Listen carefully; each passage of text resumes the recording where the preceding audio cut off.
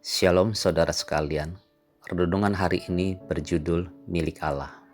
Di dalam Yakobus pasal 4 ayat 5, janganlah kamu menyangka bahwa kitab suci tanpa alasan berkata, roh yang ditempatkan Allah di dalam diri kita diingininya dengan cemburu. Saudaraku sekalian, cemburu merupakan hal yang sering kita dengar dalam kehidupan sehari-hari.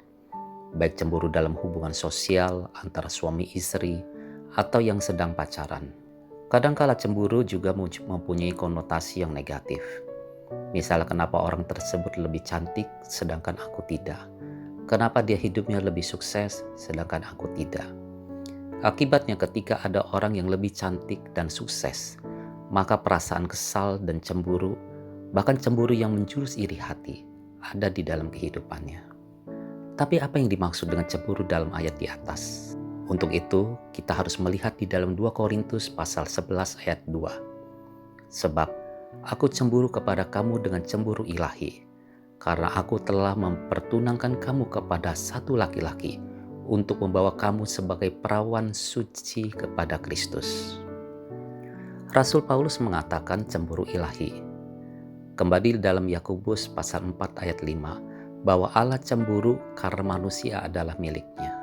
Ketika manusia diciptakan Allah, bahwa roh manusia bukanlah sesuatu yang berasal dari sumber lain. Roh manusia bukan diciptakan, tetapi dikeluarkan atau dihembuskan dari dalam diri Allah. Jadi, roh manusia adalah roh yang berasal dari Allah sendiri. Roh manusia tidak bisa dikatakan diciptakan, sebab roh manusia keluar dari diri Allah ketika Allah menghembuskan nafasnya di dalam Kejadian 2 ayat 7. Jadi ketika Allah menghembuskan sesuatu kepada manusia, ini berarti ada sesuatu dari dalam diri Allah mengalir keluar. Jadi sudah sewajarnya Allah cemburu karena roh manusia adalah miliknya. Saudaraku, manusia adalah makhluk yang sangat berharga bagi Allah.